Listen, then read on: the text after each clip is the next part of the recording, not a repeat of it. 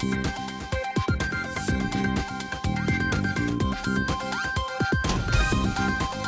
and welcome to Salford Now at 4:30. I'm Sophie Rumsby. And I'm Nicole Tompkins. Here's what's coming up on the programme today. A Sudanese refugee claims a £1 book helped kickstart her business idea about natural supplements. I want to benefit my society. I want to return something back for this country because I'm safe now. I have no problem like before in my country. That's why I want to do something. A new Salford choir has been formed to support people through the power of song. And the Salford Symphony Orchestra celebrate a very special birthday.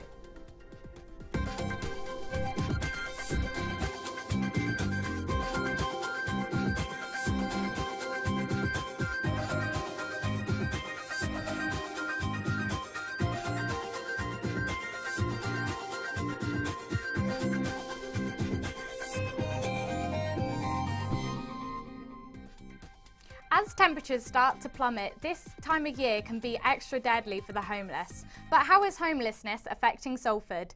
Lydia Horton joined us in the studio. Homelessness is on the rise. Over 3 months of this year, 3 Salford households have been left at risk of homelessness after no-fault evictions. But what is a no-fault eviction? Also known as a Section 21 notice, it's the process of evicting tenants at will, where the landlord has the option of ending the tenancy at any time without any proper notice. This can cause problems as some tenants are left with nowhere to go. Especially at Christmas time, families can be left trapped in emergency accommodation.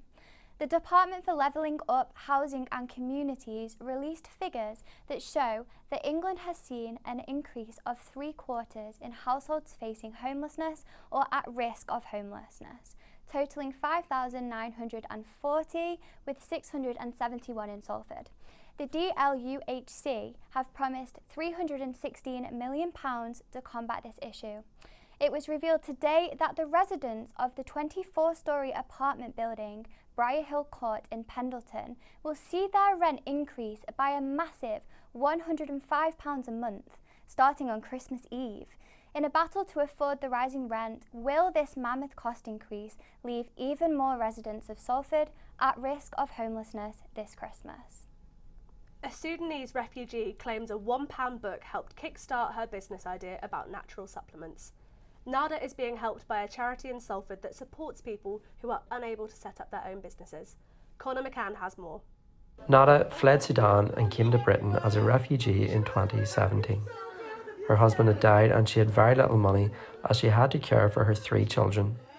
But she says a £1 book helped kickstart her business idea about natural supplements. I want to benefit my society. I want to return something back for this country because I'm safe now. I have no problem like before in my country. That's why I want to do something, but I can't because the language barrier and I have no confidence. Nada is being helped by a charity which supports people who are disadvantaged to set up their own business. Russia and all the staff encourage me, this nice idea.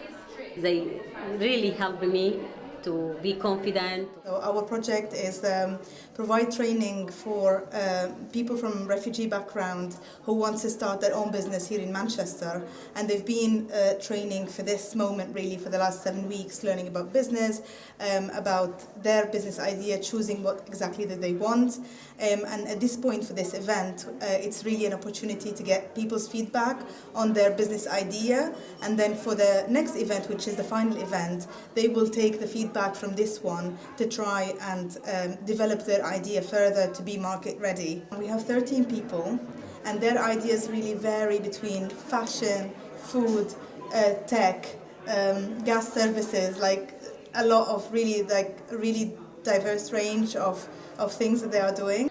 This is the first year this scheme has been up and running, but those who run it hope they'll be able to help more people like Nada next year. Nicole, do you like singing? I do. I was actually the choir captain in primary school. Oof, very impressive. Wow, clearly people in Salford enjoy singing too, as a new choir has started that hopes to bring members of the community together after a difficult few years for many. Ruby Sturgis reports. Now we're coming out the other side of the pandemic, communities are seeing more and more groups come together and encourage each other to try new activities. Salford Show Choir is a new singing group that has started locally. We were all separated, and as humans, we're meant to be together. We're meant to communicate, we're meant to share those happy times, and you only have to see this group of people singing together and the joy that brings to see why that was really, really important, and why lockdown was hard for so many people, and why communal activities, need to be back. During the pandemic, 64% of activities in community groups had to decrease or completely close their services. But with the world opening up again, people have been inspired to try new activities and start their own groups.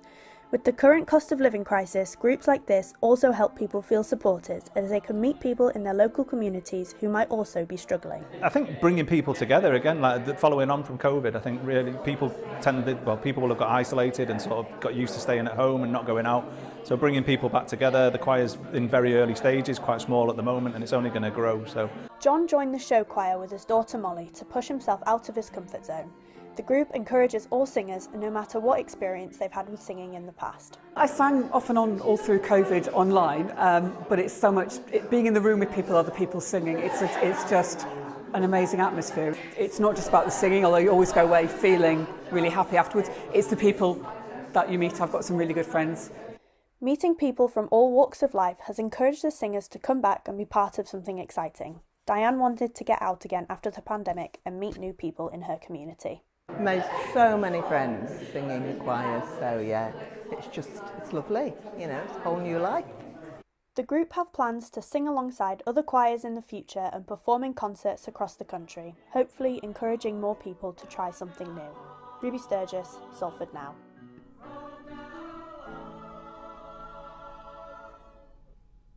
Salford Symphony Orchestra have just celebrated their 75th anniversary. Sophie Green went to St Paul's Church in Salford. A professional performance for an amateur anniversary, but ambition is obvious in the performance of Juanjo Blázquez and the Salford Symphony Orchestra. They're 75, but this landmark's only been reached because of the dedication of those who reformed the orchestra in 1995. We had nowhere to go. Yeah. We had no money. I just wanted Salford to have its orchestra back. And being here for rehearsals is wonderful. You've seen our audience and they just love it, and they don't have to go far. They don't have to get the car out, open the front door, step out and walk in here, and they've got a concert. Those who do walk in enjoy what they see and hear. We think it's as good as going to see the Halle at Blackburn King George's Hall. So as visitors to Salford, we'd highly commend it. I think we've got a strong and rich history of music, culture, arts, literature, and this is just a fantastic addition over the last 75 years to our city. What does the 75th anniversary mean to Salford? How many orchestras, small orchestras, have been going for 75 years? My mum was one of the early members of, used to go and watch the orchestra way back when it first began. 75 years on, the orchestra still holds a special place in the musical heart of Salford. But funding is tough, with little chance of lottery cash. In recent years, they've had to double the musicians' subscriptions. Still only £100 a year. How much would you pay to join a golf club? And we are trying to get young people involved. As I say, in the orchestra, that's fine, we get quite a few, but the audience, we just have to do something. I think it's very important for Salford to continue to have its symphony orchestra, partly because I think the city has a long musical tradition. I'm a retired Salford head teacher. In front of me was sitting my colleague from the old Salford Music Service, and it was always so very important to us in schools that we had this fantastic resource. Raises the profile of the cultural life of the city of Salford. And we fly the flag for classical music. So if there are any benefactors out there dying to give us money, please give us some money. Classical music fans embrace what the orchestra has to offer. To carry on for more years, they may need more engagement. Sophie Green, Salford Now.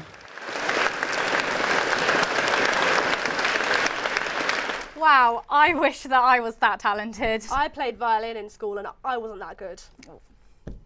That's all for now. Thanks and join us again for another programme at 4:30. Goodbye.